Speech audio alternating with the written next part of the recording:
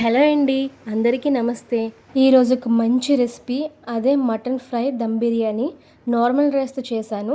ఇది ఎలాగా ఏంటనేది ఫుల్ రెసిపీ చూద్దాం. ఈ రెసిపీ చాలా సింపుల్ ప్రాసెస్, ఏవి మ్యారినేట్ చేయక్కర్లేదు. సో లేట్ చేయకుండా రెసిపీలోకి వెళ్ళిపోదాం.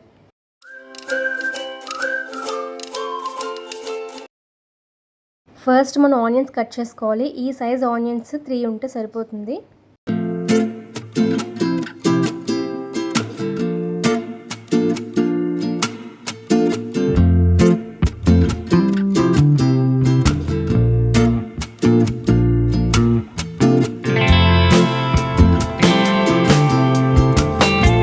ఒక టిప్ చెప్పనండి, ఎప్పుడైనా ఆనియన్స్ ఇలా మనం నలిపి తీసుకొని ఫ్రై చేసుకుంటే మనకి బాగా ఫ్రై అవుతుంది. నేను 2 గ్లాసెస్ నార్మల్ రైస్ తీసుకున్నాను. ఇవి 1 అవర్కి ముందే నానబెట్టి ఉంచుకోవాలి. ఇప్పుడు ఒక ప్యాన్ తీసుకొని కొంచెం ఆయిల్ వేసుకొని మటన్ వేసేసుకోవడమే.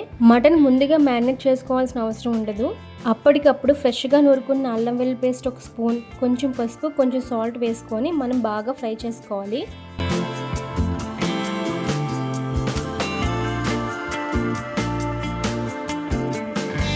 మటన్లో వాటర్ ఇంకిపోయినంత వరకు మగ్గించుకొని ఇప్పుడు 1 గ్లాస్ వాటర్ యాడ్ చేసుకోవాలి. మటన్ ఆల్మోస్ట్ 90% ఉడికిపోయినంత వరకు ఉంచుకొని ఇప్పుడు పక్క తీసుకోవాలి.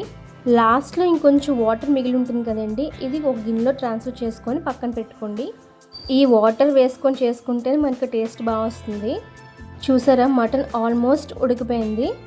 సేమ్ ప్యాన్లో ఇంకొంచెం ఆయిల్ వేసుకొని పచ్చిమిర్చి ఒక 4, కొంచెం కొత్తిమీర, కొంచెం పుదీనా వేసుకొని కొంచెం ఫ్రై చేసుకోండి. ఇప్పుడు ముందుగా మనం ఆనియన్స్ కట్ చేసుకున్నాం కదా, అవి కూడా వేసుకొని కొంచెం మగ్గించుకోవాలి. ఆనియన్ బాగా ఫ్రై అవ్వాలంటే తెలిసిందే కదా, కొంచెం సాల్ట్ వేస్తున్నాను. ఇలా కొంచెం మగ్గితే చాలు. మనం ముందుగా బాయిల్ చేసుకున్న మటన్ కూడా యాడ్ చేసుకోవాలి. మనం ఇందాక పక్కన పెట్టుకున్న బాయిల్ చేసుకున్న వాటర్ ఉంది కదా, అది ఇప్పుడు యాడ్ చేసుకోండి.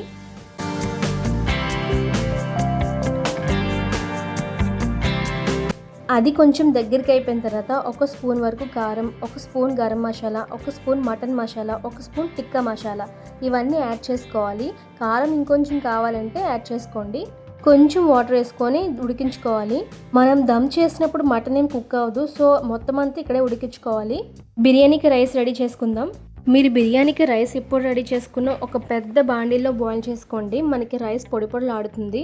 ఇప్పుడు ఈ హోల్ గరం మసాలా, కొంచెం సాల్ట్, కొరియాండర్ పౌడర్, ఆయిల్, నిమ్మరసం, కారం ఇవన్నీ యాడ్ చేసుకొని మనం బాయిల్ చేసుకోవాలి.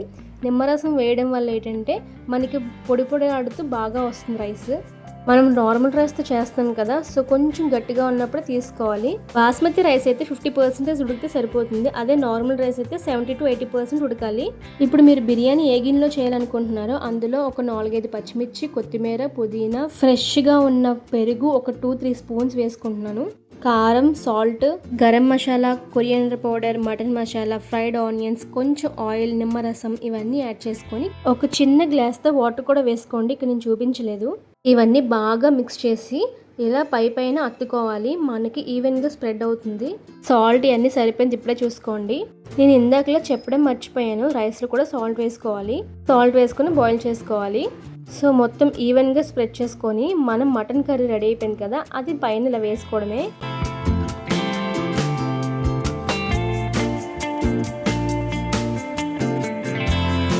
లో ఫ్లేమ్లోనే ఒక్క 5 మినిట్స్ ఉంటే సరిపోతుంది.